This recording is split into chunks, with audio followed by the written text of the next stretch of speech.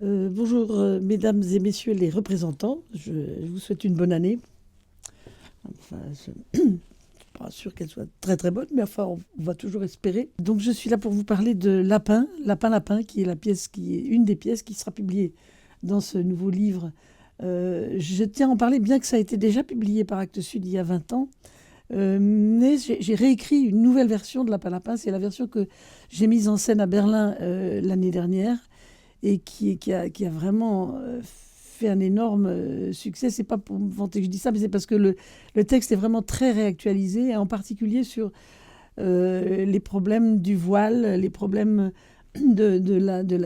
entre les générations de maintenant et celles de l'après-guerre.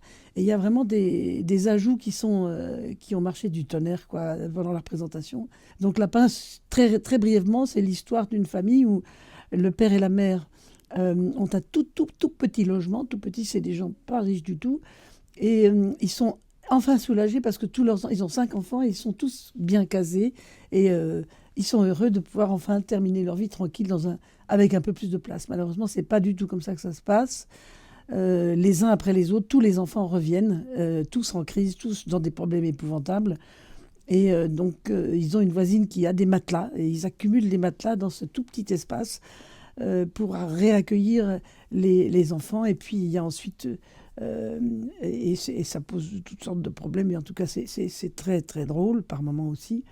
Et puis, il y a à la fin de la pièce l'arrivée d'un espèce de nouvel ordre, plus ou moins fascisant, disons, et c'est un thème qui est traité à la fois sur le plan comique, mais évidemment, il y a un fond très dramatique, et surtout qui ressemble très très fort à ce qu'on est en train de vivre. Voilà. Donc là, je vais vous parler de Trois hommes et un couffin. Vous me direz, tout le monde l'a vu, il y en a ras-le-bol, ça fait bientôt maintenant 30 ans que ce truc existe, pourquoi encore le refaire? Et ben, oui, il y a eu une suite, il y a eu les remakes, l'Amérique, enfin tout le bazar, mais je pense que ce texte, il a encore une force. Je l'ai pas mal réécrit, je l'ai retravaillé, et j'ai fait cette adaptation pour le théâtre avec Samuel Tazinage, qui est aussi un remarquable auteur dramatique et écrivain de scénario aussi, auteur de scénario. Et donc, on a voulu faire ça parce que le film peut vieillir.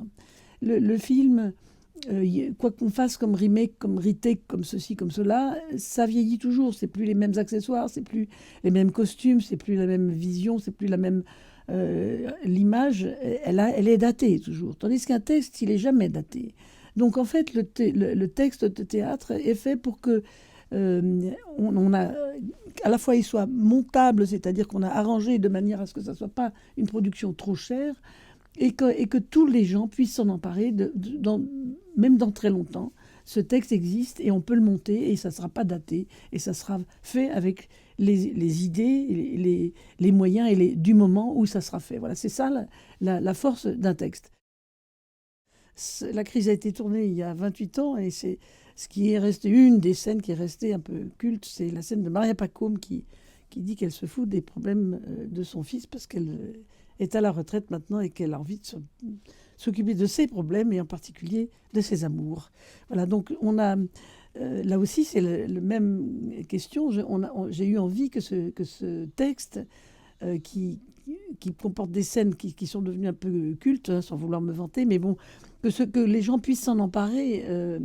Alors la crise, bon, vous connaissez peut-être le départ, c'est un type qui est assez arrogant, c'est un mâle occidental, macho, normal, hein, tout à fait normal, qui, le même jour, perd son boulot et apprend que sa femme l'a quitté. Donc il est totalement aux abois et il essaye de parler avec les gens, ses amis, et de leur raconter cette tragédie qui est en train de lui arriver. Et personne ne l'écoute, tout le monde s'en fiche. Tout le monde a des tas de problèmes. C'est la crise générale dans la société, ce qu'on connaît bien. Donc le gimmick de ce scénario et de cette pièce, ça pourrait être tout le monde ne pense qu'à soi et il n'y a que moi qui pense à moi.